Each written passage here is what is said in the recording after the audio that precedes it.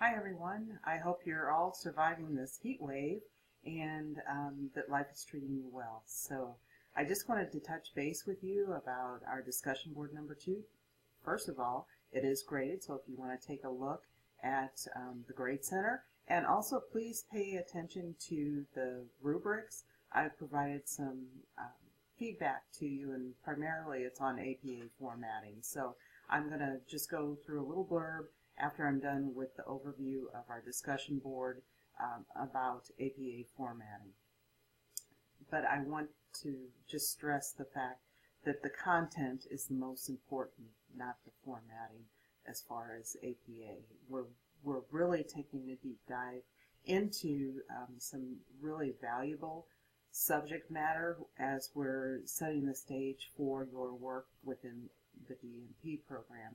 And we're starting to touch on how really broad epidemiology actually is and how many ramifications are connected with epidemiology and some of those factors that contribute to whether it be chronic disease or infectious disease. So those are all things to kind of think big picture about, that actually epidemiology informs much of what we do, including how we do things and why we do things. So just kind of keep that in mind as we're moving forward in looking at even policy, reimbursement, those types of things, because epidemiology is a method to inform some of those decisions. And we've talked about that within our discussion board as far as how policy impacts actually infectious disease, and it impacts the individual person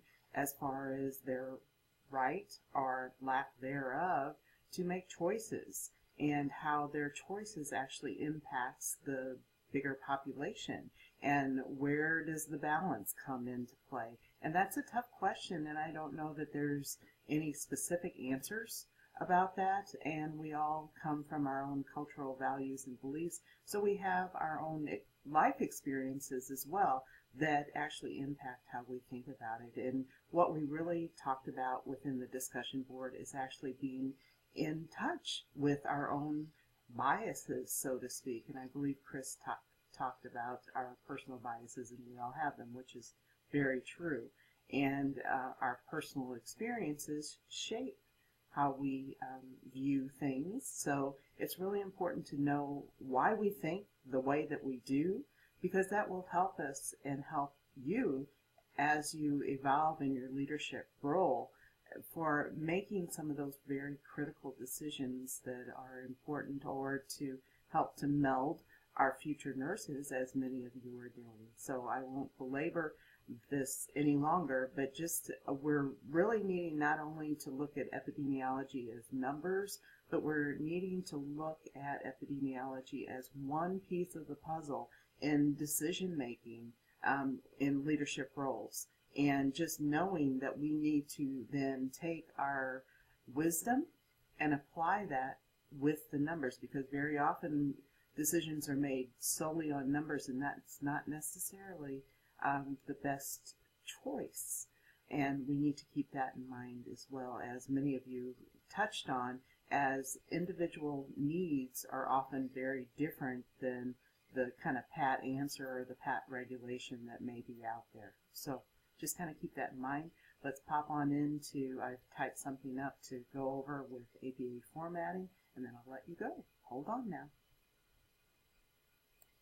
Okay, very briefly, when we're looking at websites, make sure that you include the entire, especially with government websites, you will typically use the organization as the author. Unless there are specific authors listed, then you may use those authors. So make sure that you have the author listed, the name of the web page that you're accessing, like the title of that particular page that you're getting your information from and retrieve from, and make sure that you include the entire URL, because the total purpose of having the reference list is being able to actually access where you actually had gotten your information from. So the entire URL is very important. So the other thing is this is just kind of a general format for websites, so just make sure that you have the author, the date, and it may be no date if there's no dates on the website, the title of the page accessed and retrieved from. With the journals, I want to highlight the fact that the title is not in italics for journals, and if there's any type of punctuation that ends a section of the title, then you start with a capital letter following that punctuation, whether it be a period or an exclamation point or a colon.